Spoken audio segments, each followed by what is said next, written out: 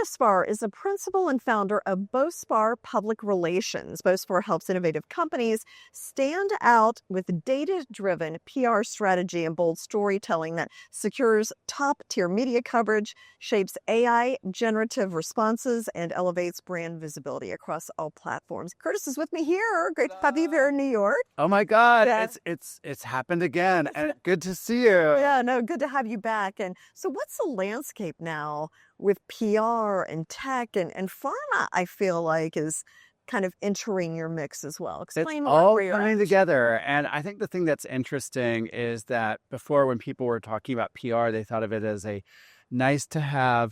But with AI informing all sorts of decisions, PR is essential because AI uses earned media coverage to determine how to make recommendations to the rest of us.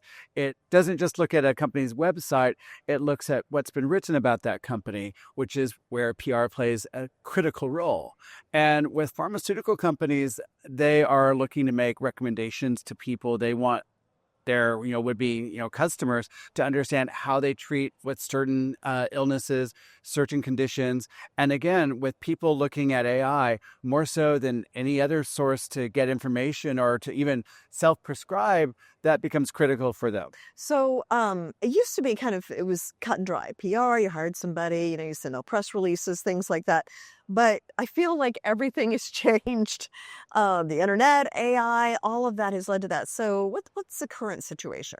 It feels very Wild West. And back in the old days when we were so innocent, people relied on SEO and Google. And they would think, okay, how can I optimize my content for Google? And it was kind of a monotheistic religion.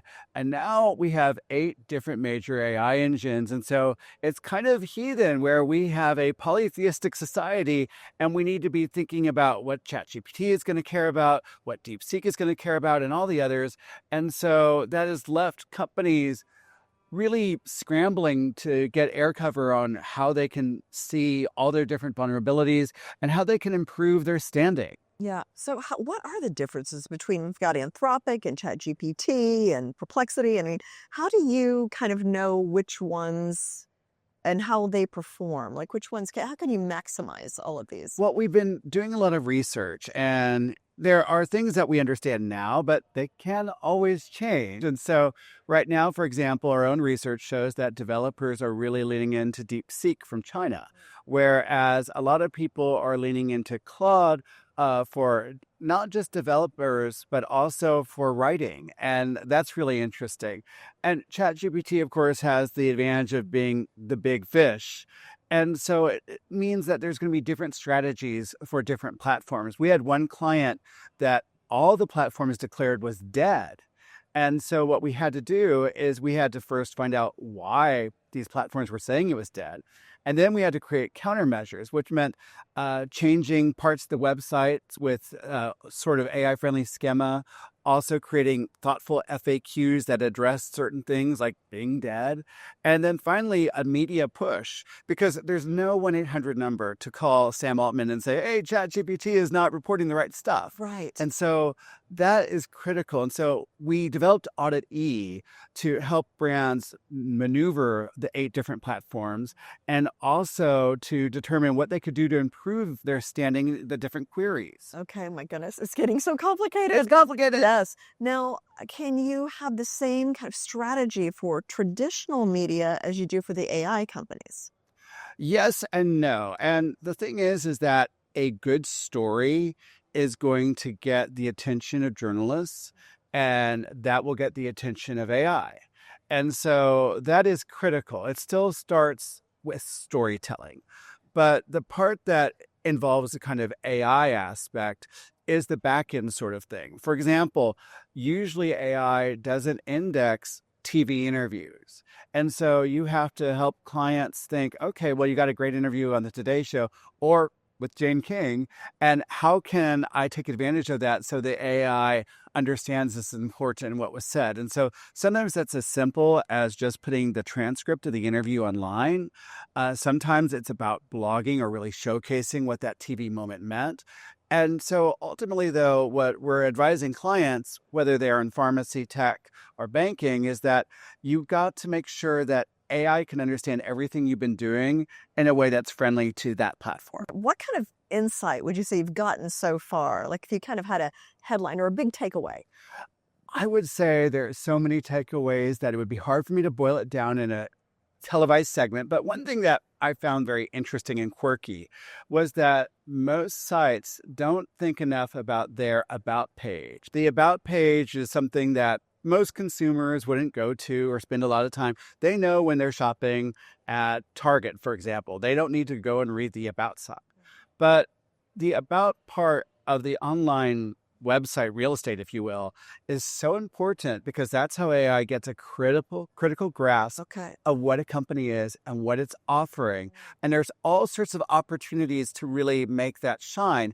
And while a company like Apple may not need to care as much about that, I would say any up and coming company that's looking to do that, or any up and coming company that has competitors that are nipping at their heels, would really do themselves a lot to take a look at their about page and really flesh that out. Oh, that's a really good tip. But that's something that people can change pretty quickly too. So now, physicians. Yes. So they tend to have, is it 5 times the reach of normal? Like, what do you know about that? Yeah. So we did an audit of all the media coverage that we had secured for our clients in the healthcare and pharmaceutical space.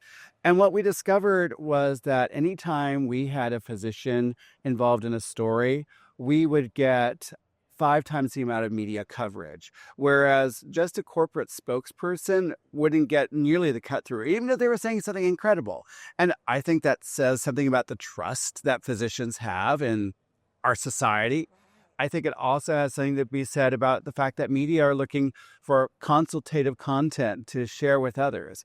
And so whenever we have a pharmaceutical client that's asking, well, what can I do to really impress, my, would-be prospects, we say lean into physicians as much as possible because everyone wants to hear what they have to say no matter what. Very interesting, and shows how much we care about our health, like what a priority that is. Oh yeah, we've seen healthcare media really explode. And I think we're seeing more healthcare stories across a wider spectrum than ever before because it touches not only on medicine and our life and science, but also in our lifestyle. And so we've seen that the best health and pharmaceutical brands are able to articulate their promise across all sorts of different media channels. And so they're getting into not just the medical journals, but also HuffPost, for example. And so we want our clients to really kind of be everywhere and unavoidable. Yeah. Now, C-suite executives, are they early adopters of this technology? Are they slow to kind of embrace it? I mean, what are you seeing? They are the earliest. They are such the earliest that even younger people who are traditionally thought of as the adopters of new tech are laggards in comparison with them. And the thing that we found that's important for brands is that C-suite executives are likely to make a decision based on what they're seeing. And that's why technology like Oddity is so important, because if your brand is coming up in ChatGPT and an executive is seeing it, that woman or man may just make a snap decision based on what they're getting from AI. And so that's why it's so important for brands to be prepared when those queries are made. Okay. So what's the bottom line, would you say, to executives and PR people about what you've learned? I think the bottom line is that you really have to invest in the AI tools. You can't take anything for granted, and you can't think that AI is coming for you eventually. It's already here, and you need to be ready. Yeah. And the takeaway lesson, fix your about page and learn the differences between the AI and try to capitalize on that. I mean, I think always staying paranoid is the right course of action for any big technological upheaval. In the workforce. So it's good. Curtis, thank you so much. Great insights. Thanks, Jane.